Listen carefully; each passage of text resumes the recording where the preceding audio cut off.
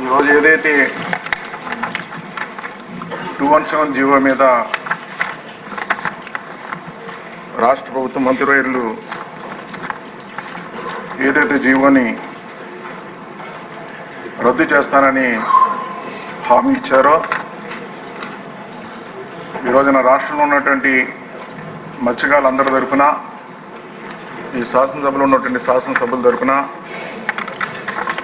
ముఖ్యమంత్రి చంద్రబాబు నాయుడు గారికి అదేవిధంగా కూటమి ప్రభుత్వానికి మొట్టమొదటిగా ధన్యవాదాలు తెలియజేసుకుంటున్నాను అధ్యక్ష. అదేవిధంగా అధ్యక్ష,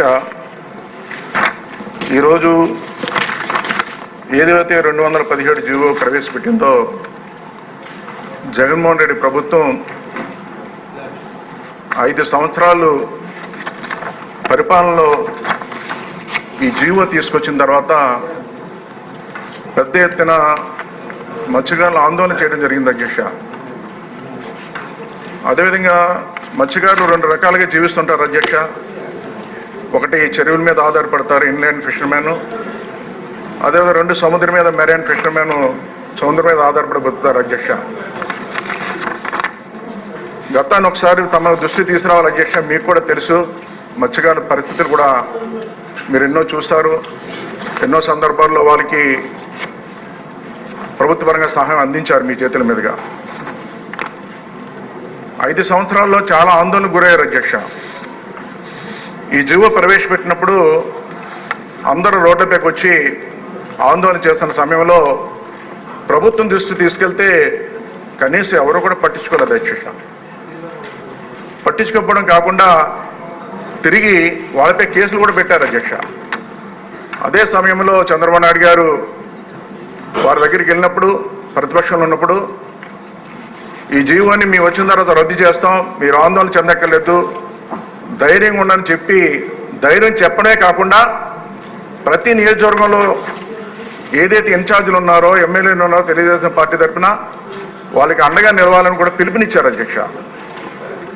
అదే సమయంలో చూసుకుంటే అధ్యక్ష, ఈ రోజున గతంలో ఈ చెరువుల మీద ఆధారపడి బతికే వాళ్ళందరికీ కూడా గత ఎన్నో ప్రభుత్వాలు పరిపాలన చేసినప్పుడు కూడా ఎవరు కూడా ఎటువంటి సాయం చేయలేదు అధ్యక్ష. తెలుగుదేశం ప్రభుత్వం అధికారంలోకి వచ్చిన తర్వాత ఏదైతే ఈ చెరువుల మీద ఆధారపడి బతుకుతున్నారో వాళ్ళందరికీ కూడా ఏదైనా సహాయం చేయాలన్నప్పుడు ఎవరు చేయని సహాయాన్ని తెలుగుదేశం ప్రభుత్వం ఏ విధంగా సాయం చేస్తారో 2 విషయాలు చెప్పవలసిన అవసరం ఉంది అధ్యక్ష. ఎందుకంటే ఆ చెరువుల మీద ఆధారపడినప్పుడు చేపపిల్లలు తెచ్చుకుని వేసుకునేవారు అధ్యక్ష. వాళ్ళే కష్టపడి వాళ్ళ కష్టాలతో వేసుకునేవారు.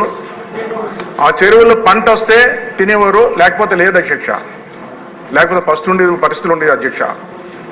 అలాంటి తెలుగుదేశం ప్రభుత్వం అధికారంలోకి వచ్చిన తర్వాత చంద్రబాబు ముఖ్యమంత్రి అయిన తర్వాత వాళ్ళందరినీ పిలిపించి మాట్లాడి మీకు ఏం కావాలని అడిగినప్పుడు చేప పిల్లలు ఉచితంగా ఇచ్చారు అధ్యక్ష పెంచుకోవడానికి. చేప పిల్లలు ఉచితంగా ఇవ్వడమే కాకుండా ఆ చెరువులో మళ్ళీ చేపలు పట్టుకోవడానికి వలలు కూడా 75% సబ్సిడీతో వలలు కూడా ఇవ్వడం జరిగింది అధ్యక్ష. వలలు ఇచ్చిన తర్వాత చేపలు పట్టుకున్న తర్వాత దూర ప్రాంతాలు పట్టుకెళ్తే పాడైపోతుందని చెప్తే ఐస్ బాక్సులు కూడా 75% సబ్సిడీతో ఇచ్చారు అధ్యక్ష. ఐస్ బాక్సులు కూడా బళ్ళు మీద దాని మీద పట్టుకెళ్తున్నాం, 2 బళ్ళ మీద వెహికల్స్ ఇస్తే బాగుంటుందని చెప్తే 2 వీలర్స్ 4 వీలర్స్ కూడా 75% సబ్సిడీతో ఇచ్చారు అధ్యక్ష. ఆ విధంగా జీవితాలు ఆర్థికంగా బలపడినాయి అధ్యక్ష. అదేవిధంగా చూసుకున్నట్టయితే అలాంటి సమయంలో బలపరిచిన సమయంలో ఆర్థికంగా ఇబ్బందులు లేకుండా చేసిన సమయంలో ఈ ప్రభుత్వం వచ్చిన తర్వాత అటువంటి సహాయం చేయకుండా ఆ చెరువులన్నీ కూడా ఆన్లైన్లో వేలం పెట్టి వాళ్ళు సొంత మనుషులకి ఈ చెరువులు తీసుకుందామని ఆలోచన చేశారంటే ఈ ప్రభుత్వం మత్స్యకారులపైన ఎటువంటి అవగాహన ఉందో మీ సభ ద్వారా గుర్తు చేస్తున్నాను అధ్యక్ష. కేవలం మైన్స్ వైన్ ఇలాంటివన్నీ కూడా ఏ విధంగా లాక్కున్నారో అలాగే ఈ చెరువులు కూడా ఆన్లైన్ వేలం పెట్టి వాళ్ళు సొంతం చేసుకుందామని ఈరోజు ఈ నిర్ణయం తీసుకున్నారు అధ్యక్ష. 217 జీవో తీసుకురావడానికి కారణం అది అధ్యక్ష, వాళ్ళు సొంతం చేసుకోవడానికి. అలాంటిది ఈ రోజున మరి ముఖ్యమంత్రి చంద్రబాబు నాయుడు గారు ఈ ప్రభుత్వం రద్దు చేసి ఈరోజు వీళ్ళకి జీవితాలు మెరుగుపరుస్తున్నందుకు మరొకసారి ధన్యవాదాలు తెలియజేసుకుంటూ, అదేవిధంగా ఈరోజు 5 సంవత్సరాల్లో మెరైన్ ఫిషర్మెన్కి కానీ వీళ్ళకి కానీ ఎటువంటి సహాయం కూడా అందించలేదు అధ్యక్ష. ఆ సహాయాలన్నీ కూడా మళ్ళీ అందించాలని, అన్ని విధాలు ఆదుకోవాలని ఈ సందర్భంగా తెలియజేసుకున్న అధ్యక్ష, మత్స్యకారులకే కాదు అధ్యక్ష, ఈ రాష్ట్రంలో బలహీన వర్గాలపైన కానీ మత్స్యకారులపైన కానీ ఈ ప్రభుత్వానికి అవగాహన లేదు అధ్యక్ష. మొట్టమొదటిగా చెప్పవలసింది.